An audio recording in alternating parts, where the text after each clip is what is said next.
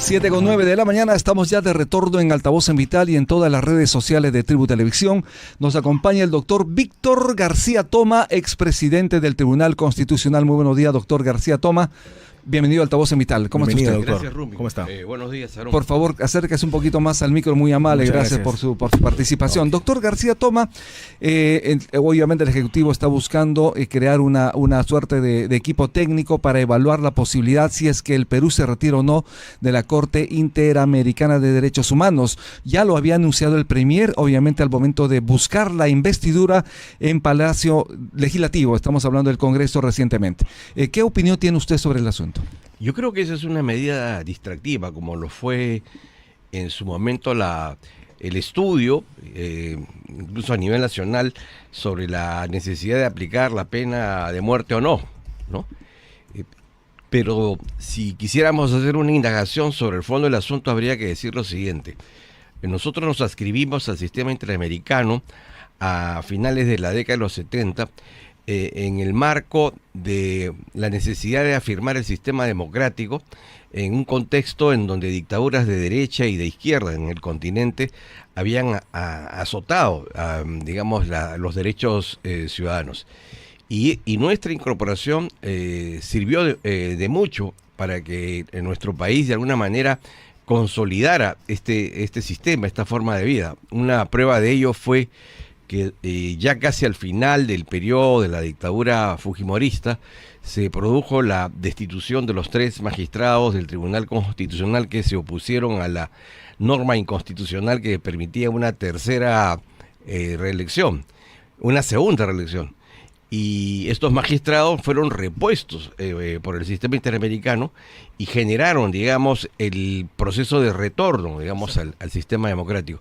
Y luego los años posteriores, sobre todo han sido muy útiles en lo que se refiere al debido proceso y la defensa de los derechos laborales. Es cierto también que ha habido un cierto apoderamiento ideológico tanto en la Comisión como en la Corte, pero esto está siendo revertido. Probablemente en estas semanas tengamos hoy día creo que se está votando y va a haber un cambio en la composición de la Comisión. Yo creo que el tema va por ahí. Es pelear desde adentro. Pelear desde adentro, exactamente. Si en sus manos estaría la decisión de determinar si el Perú sale o no de la Corte Interamericana de Derechos Humanos, ¿cuál sería su decisión?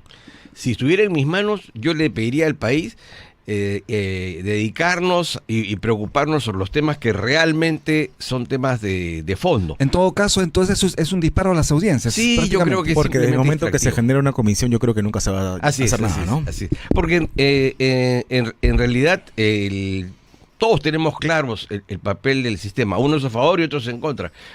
Más allá de eso, creo que más estudios no se requiere, ¿no? Claro, si nos vamos a un referéndum, yo creo que la mayoría estaría a favor, ¿eh? Sí, claro, eso está ¿no? claro. Pero lo que pasa es que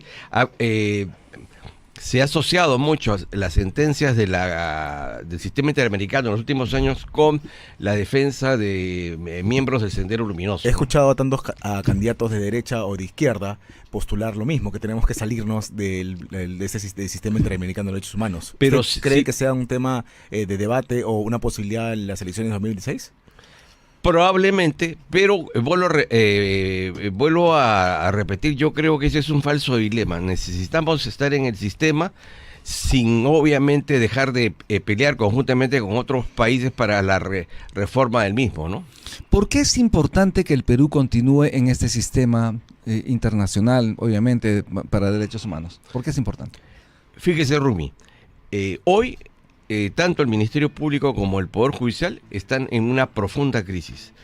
El Ministerio Público no da ninguna garantía de la defensa de los derechos ciudadanos. Abren o cierran carpetas por razones extrañas a la justicia.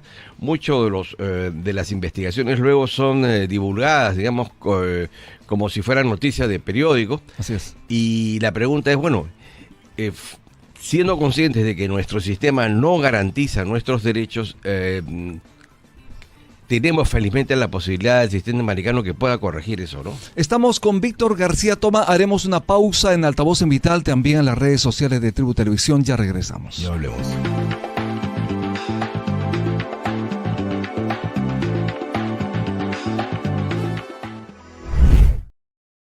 91.1 es Vital FM.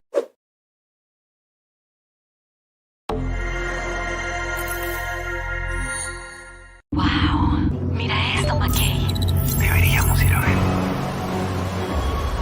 Wow. Cada vez que veas algo sobre el Perú, tendrás un wow. Wow, Perú.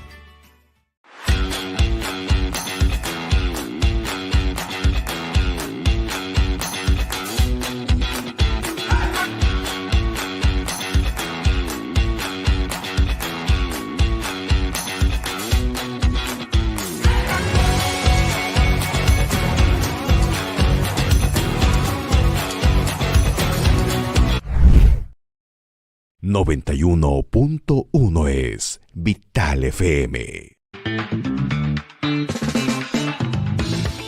7:16 de la mañana, estamos de regreso en Altavoz, en Vital y en todas las redes sociales de Tribu Televisión. Es importante conectarte también al programa de 7 a 9, de lunes a viernes. Estamos en Altavoz. Estamos conversando con el doctor Víctor García Toma, expresidente del Tribunal Constitucional. Lo que usted nos dijo antes de la pausa es grave, es decir, las peruanas no tienen opción cuando... A ver, si es que salimos de la Corte Interamericana, no tendríamos opción de llegar a un tribunal supranacional, si es que obviamente las cosas no van por buen camino en el país. Autónomo, independiente, con una justicia predecible, ¿no? Nada de eso está sucediendo hoy en el país. Lo hemos visto recientemente con el caso de los fiscales, ¿no? Ya no se cumple la ley, un juez se aboca a una causa sin tener competencia. Toda esta situación, más allá de lo que afecte a una persona pública, en puridad también se vierte de manera negativa sobre los ciudadanos comunes y corrientes. Cuando usted se refiere a un juez que no tiene competencia en una causa, se refiere a la decisión del Poder Judicial. Segismundo León. Sí, Segismundo León, justamente que frena el reingreso de Patricia Benavides al tribunal.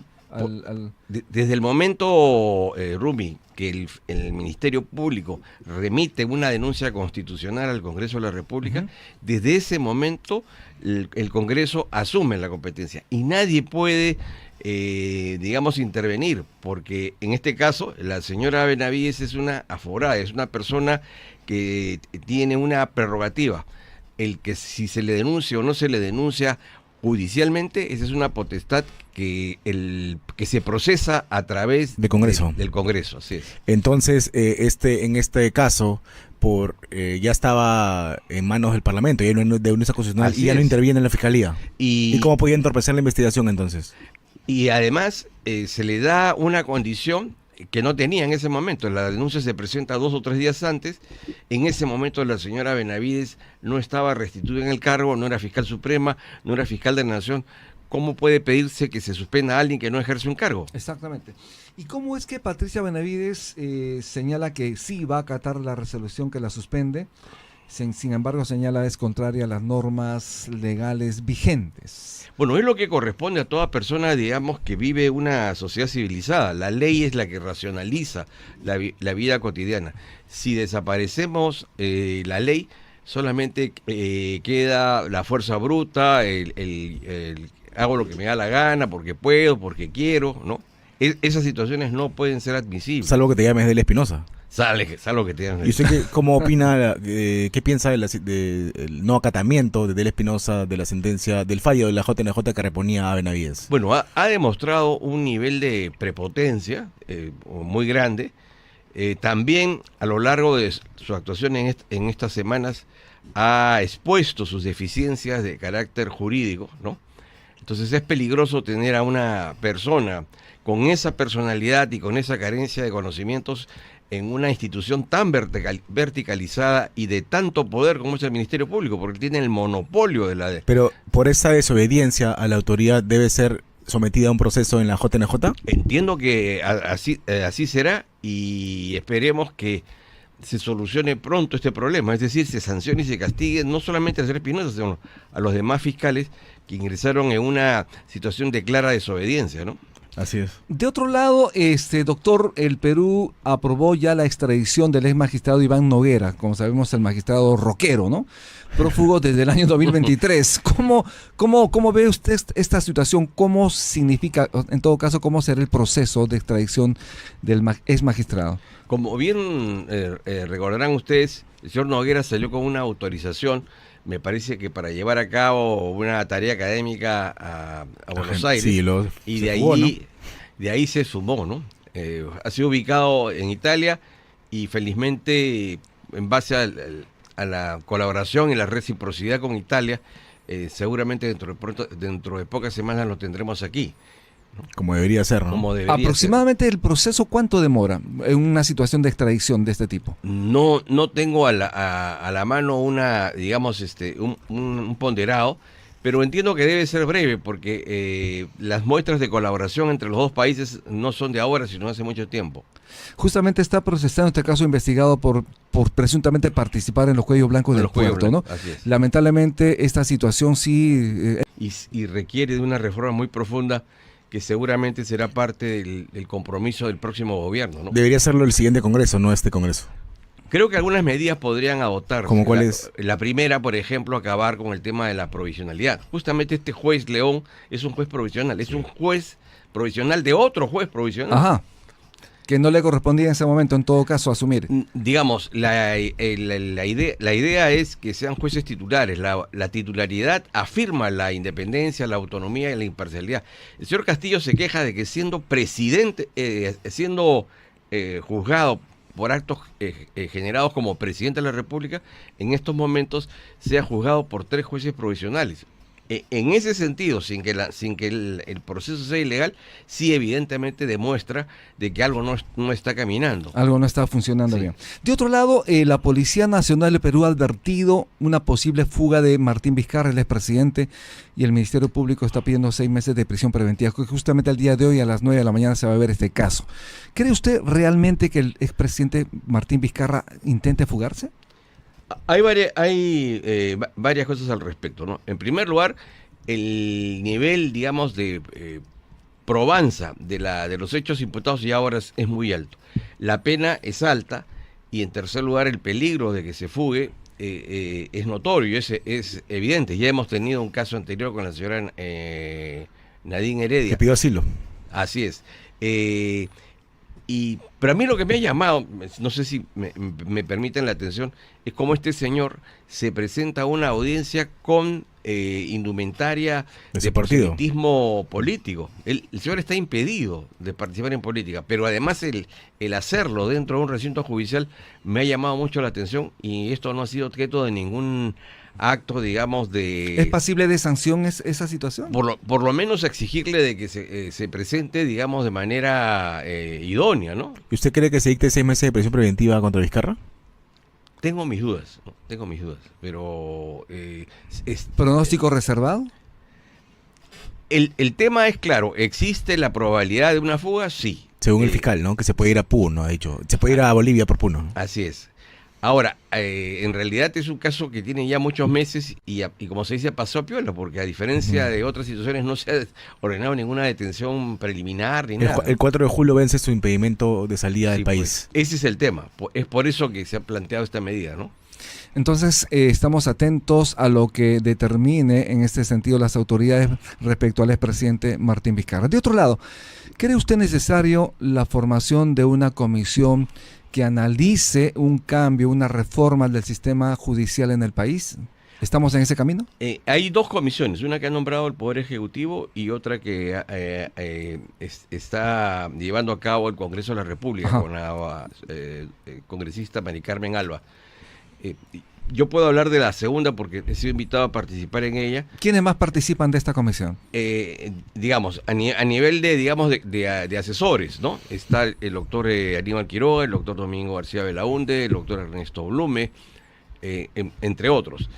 Y hay un trabajo bastante avanzado.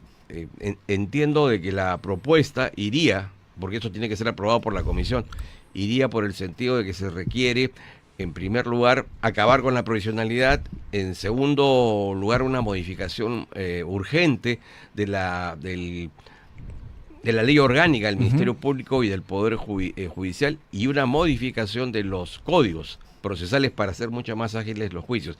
Esto como una primera etapa, ¿no? Porque evidentemente las reformas de mayor calado tendrían que llevarse a cabo con el próximo gobierno que diríamos tendría más espaldas y está más legitimado para... ¿El Congreso tendría tiempo para, de alguna manera, ultimar detalles respecto a una reforma del sistema judicial en el Perú? Hay aspectos que se pueden tomar de manera inmediata, por ejemplo la provisionalidad. Insisto, porque es importante acabar con la provisionalidad.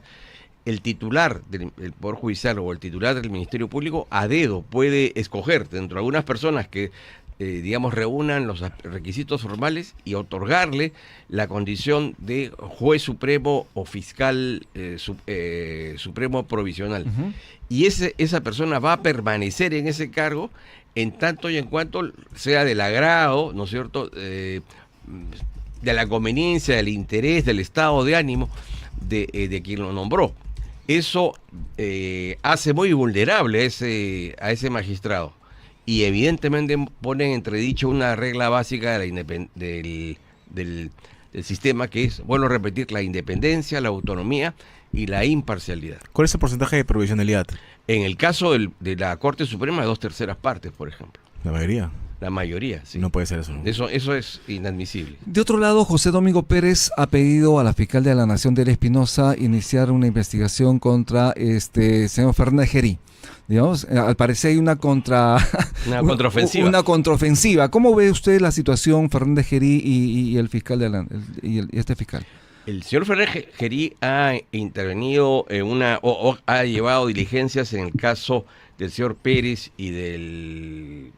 ¿Cómo se llama el otro amigo? ¿Vela?